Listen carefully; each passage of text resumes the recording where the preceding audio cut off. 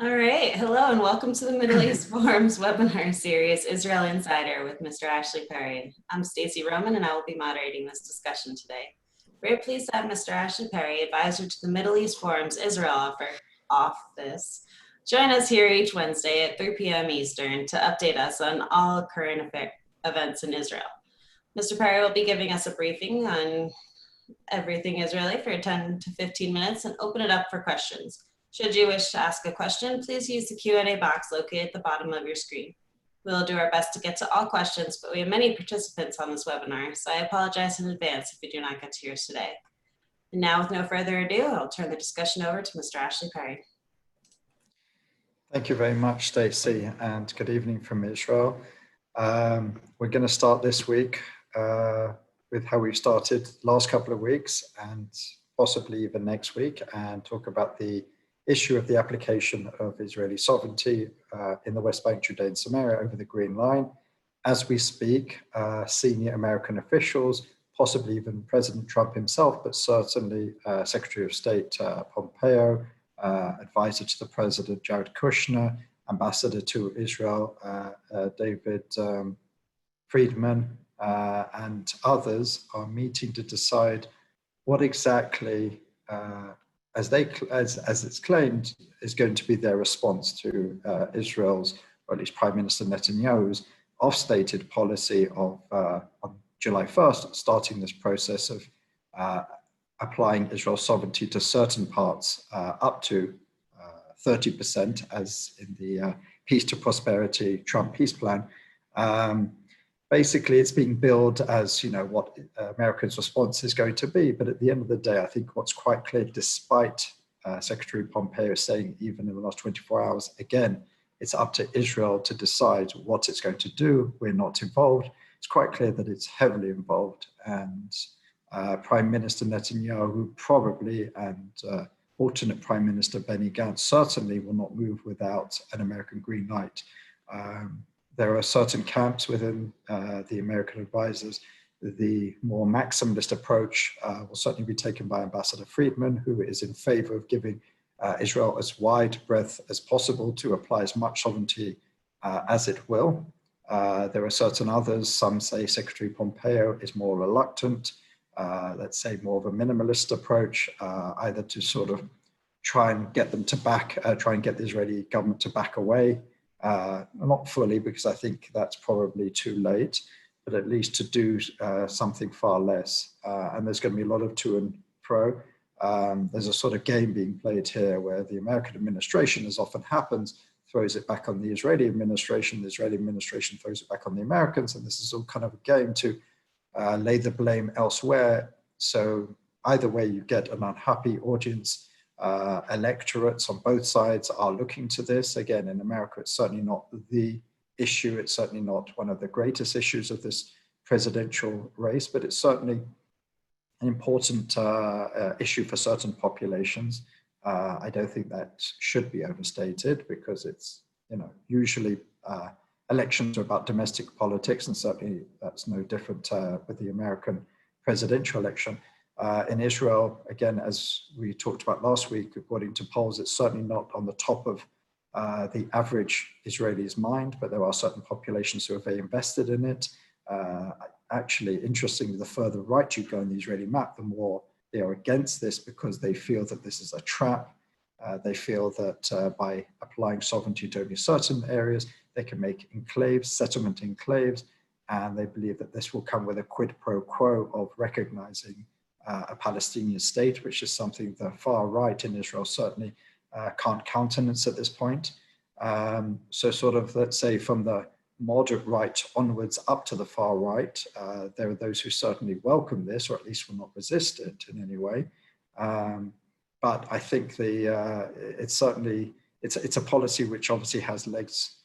Prime Minister Netanyahu has noticeably been quite quiet on it the last few days.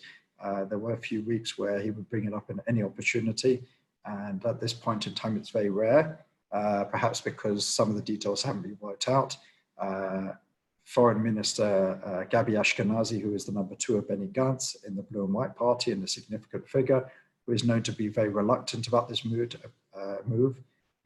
came out very, very recently and said that there'll be no annexation of the Jordan Valley. And that's a very significant comment, because the main case on the annexation for the Jordanian Valley, as opposed to other areas within Judea and Samaria, the West Bank, is largely on a security basis. The idea, and this goes back from the left to the right, successive Israeli governments and successive senior officials in the security establishment have argued that the Jordan Valley has to be retained by Israel in some status, because it's a bulwark between Israel and the wider Arab world, with Jordan especially seen as a relatively unstable country. You never know what's going to be the future of that. So Israel needs to retain a significant presence on its eastern border. And Gabi Ashkenazi, coming from a very senior security figure, to come out and say this, again, he didn't say it openly, these are just reports, but usually they're quite accurate when the Israeli media picks up on these, and most of the time it's been leaked intentionally. So for him to say that, it's quite significant. My long-standing position remains that Netanyahu will do something. He will do something symbolic, probably in 1, 2, or 3 of the major, what's called the consensus settlement blocks, the Etzion block, the Ariel block, and the Ma'ale Adumim block, which mostly, are very close to the Green Line, so they wouldn't necessarily, at least apart from the Ariel block, wouldn't jut too far out into the West Bank and make a problem for Palestinian contiguity, which is something that many in the international community say would be a death knell to the 2 states for 2 people solution. Speaking of which, again, in the last 24 hours, the UN Security Council have met, and apart from the US, obviously, every single member has come out against, again, with the usual talking points. This is against international law. This is against a negotiated solution. This is against the possibility of a 2-state solution, et cetera, et cetera. And the Arab League was invited, and as you can imagine, came out very strongly again, as it usually does in these sort of events. And the Israeli ambassador, Danny Danon, obviously gave quite a defense of Israel's rights to do what it's doing, and basically came out with a very important point that, this policy, whether you agree with it or not, is there largely because of Palestinian rejectionism. Palestinian rejectionism, as we all know, has lasted over a century. And for at least decades, at least since the Oslo Accords were created, we've been talking about Israel concessions, Israel offers, et cetera, but there's been very little movement. So perhaps this is something to get us out of the status quo, perhaps, arguably, yes, arguably no, time will only tell. But it's interesting, he made part of his strong case that, Palestinian rejectionism is what's led us to this point. So it's time that rather than acting against what Israel feels is its best interest and what it legally, in his words, and rightfully is able to do, let's start turning the focus a little bit on where the major obstacle to peace is, and that is the long-standing Palestinian rejectionism. So 1 week today is the 1st of July. That is the date where, according to the coalition agreement between Likud and Blue and White to form this national unity government, that's the date where Netanyahu can, without full approval of Blue and White, that's what the coalition agreement states, can move ahead with this application of sovereignty. The agreement said that it should be done together, it should be done in consultation, but Netanyahu retains that all-important veto where he's allowed to move ahead even if there is resistance in Blue and White. He knows, even though he may not bring it to the Knesset, he knows that he'll find support with Yamina, which is the right-wing religious party of Naftali Bennett, and very possibly even Avigdor Lieberman's Yisrael Beitenu. So the numbers are certainly there for him in Israeli politics, which has also seen quite a tumultuous week, just like it did last week. And certainly the relationships between the disparate parties in this government are certainly not getting any better. In the last hour, there's been an interesting proposal for a law which would disbar the testimony of advisors to parliament members or ministers or even the prime minister from giving testimony against their bosses during or even after their tenure in a court of law. Now, why is this significant? Because, as we know, Prime Minister Netanyahu has 3 cases pending against him. The cases have already started, criminal cases, and at least 2, if not all of them, are resting on very significant evidence from former Netanyahu advisors and aides. And the law at this point is trying to also be applied retroactively, which would mean some of the most important witnesses in the Netanyahu cases would then be disbarred from giving testimony. As you can imagine, that presents a lot of legal difficulties that will be certainly challenged. And as we know, the Minister of Justice, Avi Nissenkorn, is from the Blue and White Party, so you can imagine it's probably not something he's going to allow, and certainly the Attorney General is going to find a lot of difficulties with it. But again, it just shows how far each side is pushing each other. In the last 24 hours also, there was a sort of trial balloon, whether Yamina can join the government or not. There were certainly Likud members who called on it to join. Some saw this as, again, if Yamina joins, then we establish the right-wing religious bloc, which was the all-important bloc that ensured that Prime Minister Netanyahu was able to go for elections each time, was able to block any opposing a bloc of parties. But as we know, that Yamina were now left out of the government. So some look at that as a possible turning point, that maybe Netanyahu is seeking elections at some point in the near future if he brings Yamina back into the government. Naftali Bennett was at first a little bit welcoming of it, saying we're ready, we're willing, I'm not even interested in posts, I'm interested in helping, especially against the coronavirus, but with the economy, didn't even mention sovereignty. But then obviously at some point he was either rebuffed from within his own party or from the more senior levels of the Likud, because then he came out with a far more rejectionist point of view, where it says, I'm not going to come to this bloated government, this wasteful government, which is not focusing on the important issues. So you can see something happened in the last 24 hours that Bennett basically understood that he's not joining the government at this point, but it is clear that he would certainly be interested. But again, that can be seen as another one of these possible markers to show that Netanyahu wants to get his pieces in place for potential elections in the near future. Again, we talked last week about the idea of moving from a 2-year budget to a 1-year budget, and that could be used as an excuse for Netanyahu to get out of this national unity government before having to hand over to Gantz, because there is a law in Israel that if the budget doesn't pass by, I believe, March or something like that, then automatically we go to elections, regardless of anything else.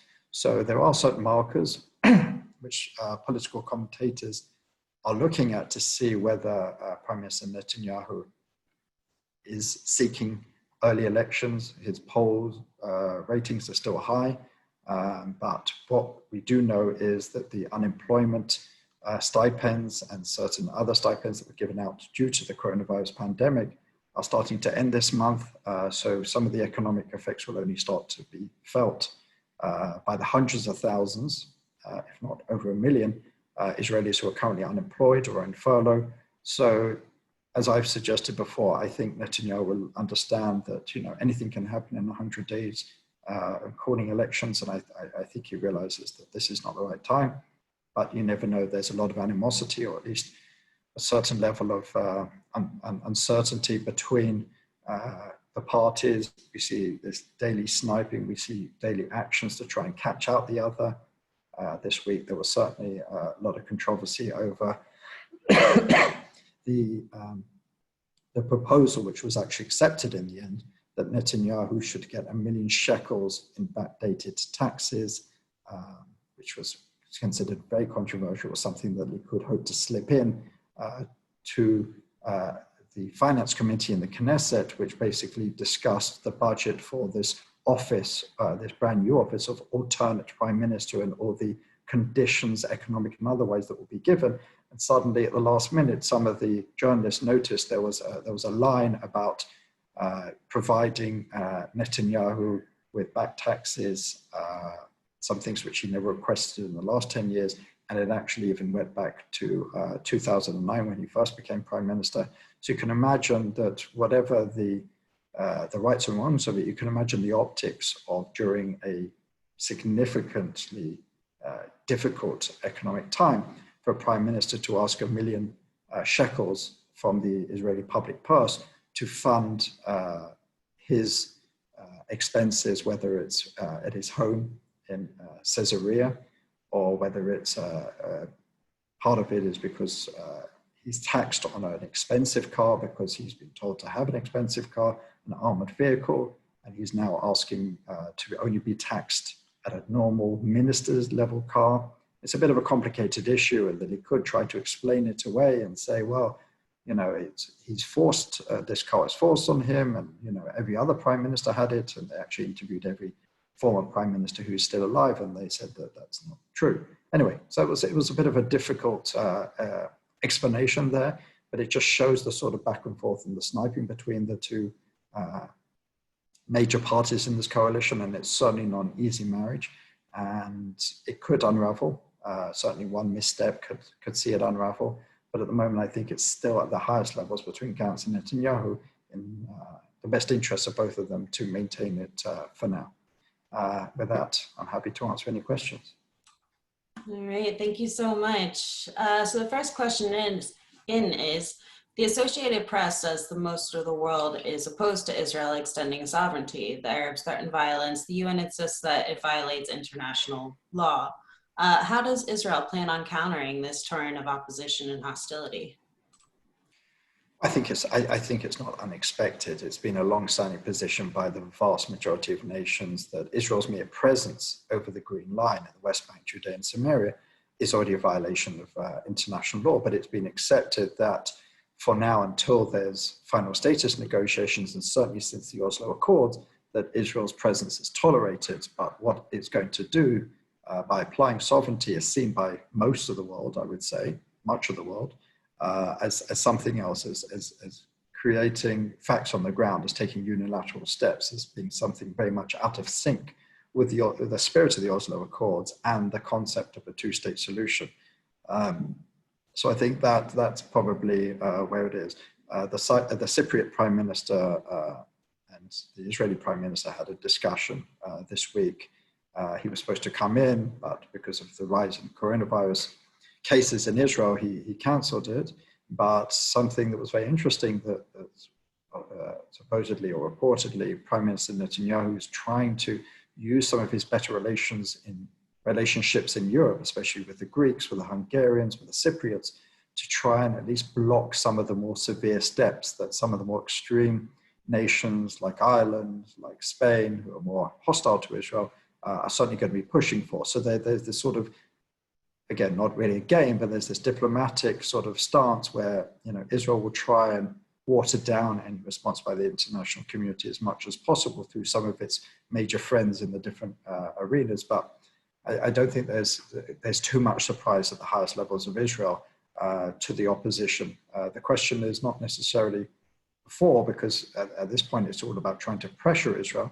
It's what will the actual real concrete steps that could be taken after, because there is certainly a sense that while there will be condemnation, there will be harshly worded communiques, the truth will be seen in what really happens to these relationships after. Is there going to be a tearing up of any agreements? Is there going to be a lowering of normalization with some in the Arab world, et cetera, et cetera? So that's where a lot of, that's far more important. And there is a feeling that there won't be as a robust response as some would like. And, you know, at the moment it's all about pressure rather than really, dampening relations. Okay, thank you so much. Would you actually be able to expand upon how this extension of sovereignty could damage any budding relationships with other Arab countries? Well, that's certainly what some are trying to state. You know, we had the UAE ambassador who wrote an unprecedented Hebrew language op-ed, it was a week ago now, maybe a little bit longer, where basically the title was annexation or normalization. If you annex, apply the sovereignty, then the normalization stops or even reverses. But then you had a few days later, you had the foreign minister of the UAE in a conversation with the AJC, the American Jewish Committee, where he basically said we can have disagreements, including about sovereignty, and our relationships can still grow because there's so much we still need to do together, whether it's a fight against coronavirus, whether it's high-tech cooperation. He didn't mention it, but probably the most vital point of shared interest between Israel and the Arab world is the combating the rise of Iran, especially as a potential nuclear power.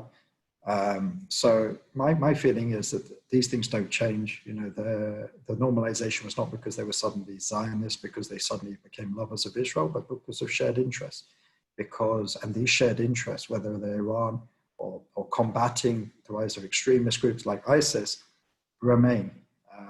And at the end of the day, these leaders don't really care about the Palestinian issue. They haven't cared for quite a while. And it used to be something which would engage the Arab street, whereas that's not so true anymore. So I think they even realize that it's not something which will bring out hundreds of or tens of thousands or hundreds of thousands into the streets of the capitals of the Sunni Arab countries. So I think that there's certainly a lot of room for maneuver from them. Of course, we will see the condemnation, we will see the communiques, we will see the attempt at resolutions at the UN or at the Arab League, Organization of Islamic Countries, etc., etc. They will certainly not be happy about it, and they will come out. But my feeling is that the interests will overcome any of that. How can some of the settlements be part of Israel if they end up being surrounded by a future Palestinian country in the event of a two-state solution? Well, that's what they're trying to figure out at the moment. That's what the American administration are sitting down, probably with maps that they themselves created in the Peace to Prosperity, peace plan, maps that Israel has looked at. There's been possibly some minor changes, but certainly not major changes, and that's something that there's two sort of competing narratives amongst the settlement leadership. There are those who want to accept the plan and say, you know what, if we're going to be able to apply sovereignty, let's do it and worry about everything else later. And then there's, I would say, the majority of leaders, although they don't necessarily represent the majority population on the ground, have taken a more maximalist approach and said, if this means recognition of a Palestinian state, we're against. If this means enclave Israeli communities surrounded by Palestinian Authority territories, then that's also a problem for us as well. So there's certainly been those two competing narratives. As I said, I think at this point, it'll be relatively easy to draw lines that would include some of the major blocks, whether it's the Etzion bloc, whether it's a Ma'ale Adumim bloc, because we're talking about communities a few kilometers from the Green Line, which are already, pretty much next to sovereign Israel territory, so it'd be much easier to do so. You wouldn't need to draw these complicated lines around major Arab Palestinian populations. So I think the more fiddly and the more difficult maps, if they're drawn, that will come much, much later. That's my personal feeling on it. Thank you. How important is Qatar's threat to stop funding Hamas? It's fascinating because we live in an Orwellian world as we see around the world today, and the fact that today we have an enemy country, because Qatar is still an enemy country, it does not have any sort of peace or even recognition of Israel, and it certainly supports some very problematic and terrorist groups in the region, and has a very problematic relationship with Iran.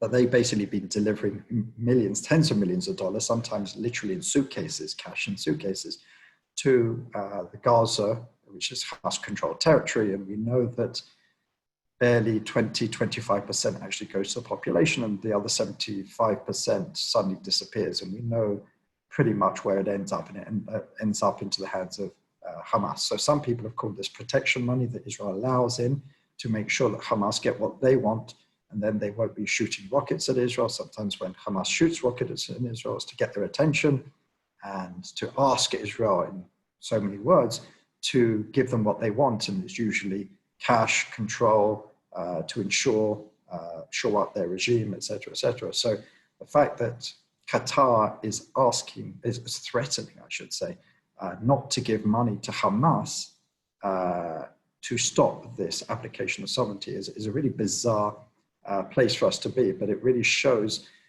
perhaps where we're standing today, that this will probably raise quite a few eyebrows, especially in the defense establishment, which is very keen on quiet, understandably so. But is it short-term quiet against long-term deterrence? Because it's clear that Hamas do not feel deterred, have not felt deterred, and when their demands are met, there's certainly far less deterrence. So we live in quite an Orwellian world where Qatar can make that threat, and I hope Israel's not considering that a factor, but unfortunately there will be pockets within the establishment who will certainly take that into account, and that should also worry us a little bit.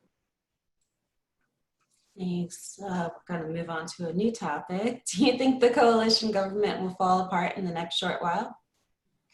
Short while is quite a subjective term. I don't think so. My personal belief is both leaders need this to last for a certain amount of time at least. Netanyahu, I wouldn't put any money on him handing over the reins in a year and a half to Gantz, but I believe for now, with coronavirus, with the economic ramifications, with everything that's going on, Gantz certainly needs to hold on. I don't see this coalition breaking up, but we talked about this previously from my experience in the Knesset. When people start talking about elections, it can become a self-fulfilling prophecy. And what I mean by that is that when people start talking about elections, every party starts to jockey on positions that they feel will be important for their electorate going into the next elections.